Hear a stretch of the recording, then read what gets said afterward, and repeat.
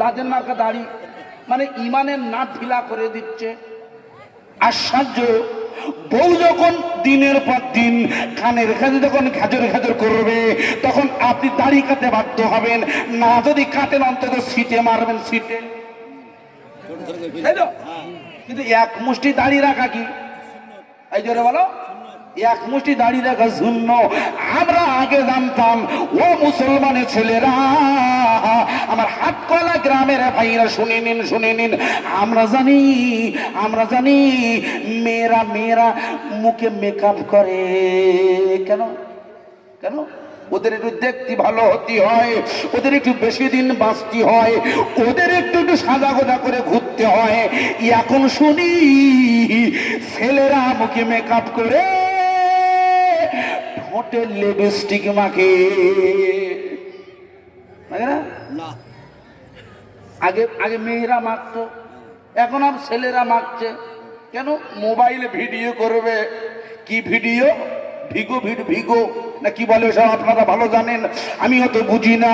ওই লিপস্টিক মুখে মেখে ওরা ভিডিও শুরু করে দিয়েছে। অনলাইনের ব্যবসা এরা এখন এমন ভাবে নিয়েছে, বাড়িতে বসে থেকে কি হবে, ভাবি আমার একটু বেগুন ভাজা করে, ও এখন সোশ্যাল মিডিয়ায় ছেড়ে দিয়েছে। একটা বেগুন বর্তমানে 2 টাকা দাম, কিন্তু ভাবি রান্না করে ছেড়ে দিয়েছে। এই বেগুন রান্নার পেছনে ভিডিও করে, এমন ভিডিও লাইক করেছে, কোটি কোটি লাইক। ভাবির ভিডিওটি গোটা বিশ্বে ছড়িয়ে গেছে। ভাবি আমার কেমন করে খুন্তি নাচছে, ভাবি আমার কেমন করে ওর না গায়ে দিয়েছে, ভাবির কোথায় ফাঁকা আছে কি দেখা যাচ্ছে, এইগুলো দেখে দেখে ওরা লাইক মেরে দেয়। আর ওই বেগুন ভাজা থেকে ওই ভাবি আমার কোটি কোটি টাকা ইনকাম করে। উনি এখন পর্দা করে বাজারে ঘোরাঘুরি করছে। শুনছি সামনের বছর ওমরায় যাবে। বলুন তো, ওমরা কাজ হবে না জলাঞ্জলি যাবে? আপনারাই বলুন। আলেম হতে হবে না। আমার ভাই সবেরা খুব ভালো করে শুনে নেন, এই জামানা চলে এসেছে, ইমানটা ঠিক করতে হবে। ভাবি, আপনার পোশাকটা ঠিক করতে হবে, আপনার স্বামীর চরিত্রটা ঠিক করতে হবে। আল্লাহ রাসূল বলে, একটা মহিলা এ হলো জান্নাতে, এ হলো সংসারের রমণী। ওই মহিলা পারে একটা পরিবারকে জান্নাতি বানাতে, একটি মহিলা পারে একটি পরিবারকে জাহান্নামী বানাতে। আপনার স্বামী রাতের বেলা ঘুমাচ্ছে, ফজরের আজান দিচ্ছে, হাটকলার বাজারে আজান দিচ্ছে, সালাতু খায়রু মিনান নাওম, উঠে পড়ো। মুয়াজ্জিন বলে দিয়েছে, ঘুমের চেয়ে উত্তম বেশি নামাজ। বউ বলছে ঘুরে শোও। মুয়াজ্জিন চিল্লে গলা পড়ে যাচ্ছে, ওটার দরকার নেই। বউ যদি এই কথা বলে, আরে স্বামী তুমি এখনো ঘুমিয়ে আছো কেন? মসজিদে আজান হয়েছে, মুয়াজ্জিনরা আজান দিয়েছে, আমার পাড়ার সমস্ত মুসল্লিরা মসজিদের দিকে ধাবিত হয়েছে। তুমি আমার স্বামী, তুমি কোন আক্কেলে এখনো খাটের উপরে শুয়ে নাক ডাকাচ্ছ? তুমি উঠে পড়ো। আমিও নামাজ পড়ো, কারণ আমরা একে অপরের বেশি মহব্বত করি, ভালোবাসি। আল্লাহ রাসূল বলে, কাল কিয়ামতের মাঠে ময়দানে মহাশরে যদি স্বামী স্ত্রীর যদি আমলটা ঠিক হয়ে যায়, স্বামী স্ত্রীর যদি নেকির পাল্লাটা ভারী হয়ে যায়, ওই স্বামী স্ত্রীকে একই সাথে জান্নাতে পাঠানো হবে। আর জোরে হলো সুবহানাল্লাহ, নারী দিবে। ভালো করে শুনবেন। তাহলে আপনি যদি স্বামীকে ভালোবাসেন, আপনি যদি আপনার বিবিকে যদি ভালোবাসেন, আপনার আমল বেশি হয়ে কি হবে? আমি স্বামী, আমার আমলটা বেশি, কিন্তু আমার বউ তার আমল নেই, তার সব গুনাহ। আমি নিজে নামাজ পড়ছি, মসজিদের বারান্দায় বসে তসবিহ টিপছি। এদিকে বউ আমার বন্ধন থেকে লোন তুলে এনেছে, কি করবে? দর্জির মেশিন কিনবে, উনি কাম সেলাই করবে, করেন অনেক জায়গায়। আমার ভাই সব খুব ভালো করে শুনবেন। আর আমি বসে বসে বসে বসে মসজিদে তসবি করছি। আপনি আসরের নামাজ পড়ছেন, ফারিস্তারা আপনার কাছে এসেছে, আপনার কাছে এসে বলছে, এই তুমি নামাজ পড়ছো আর তোমার বউকে দেখো বন্ধনের সভাপতির পাশে বসে বসে বসে বসে চুলটা খুলে দিয়েছে বন্ধনের অফিসারের কাছে আপনার বিবি অ্যাডভার্টাইজ দিতেছে যাতে 2000 লোন বেশি দেয়।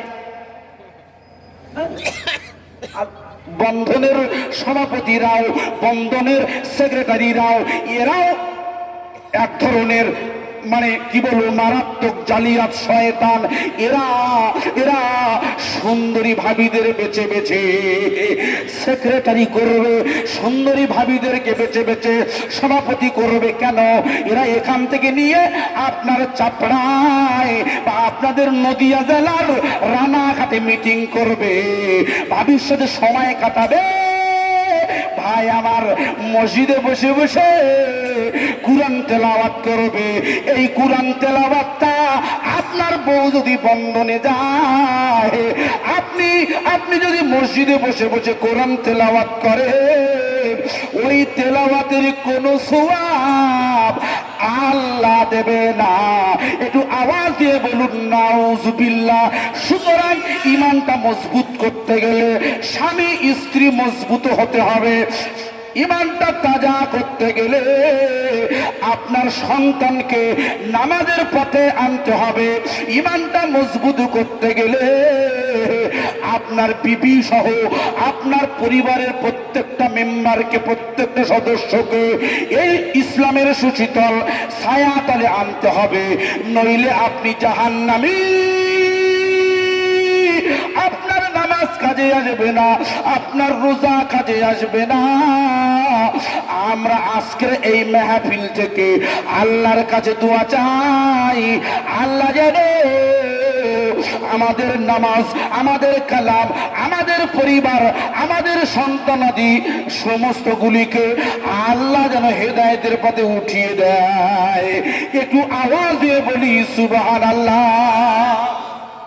প্রিয় ভাই সব, এতক্ষণ আলোচনা করে এবারে আমি আপনাকে একটি কোশ্চেন করতে পারি? করব? করি। বলুন তো মুরব্বী, আমরা নামাজ পড়েছি, আমরা রোজা করেছি, আমরা নফল হজ করেছি, ফরজ হজ করেছি, হারাম ছেড়েছি, হালাল খেয়েছি, সুদ ছেড়েছি, সুদ বর্জন করেছি, করেছি তো? করেছি তো? এগুলো কি দেখে করেছি? কোন নিয়ম অনুযায়ী করেছি? কুরআন শরীফের নিয়ম অনুযায়ী করেছি তো? মুসলমানদের গাইড বুক হলো কোরআন শরীফ, তাই তো? কোরআন বলবে তুমি কখন নামাজ পড়বে, কোরআন বলবে তুমি কি করবে, কোরআন বলবে তুমি কোন পথে রুজি রোজগার করবে, কোরআন বলবে কি যুবক ছেলে 13 বছর পরে তার করণীয় কাজ কি, কোরআন বলবে একটি 9 বছরের মেয়ে স্কুলে যাবার সময় কেমন ভাবে তার পোশাকটা পরবে, কোরআন শরীফ বলে দেবে। সুতরাং ঈমান আনতে গেলে কোরআনের বাণী মানতে হবে, কারণ এই কোরআন শরীফ এটাও কিন্তু একটি ঈমানের অংশ। এই কোরআন শরীফ না মানলে আপনার ঈমান থাকবে না। এইবারে আমার কোশ্চেন হলো, বলুন তো এই কোরআন শরীফে মোট কয়খানা সূরা আছে?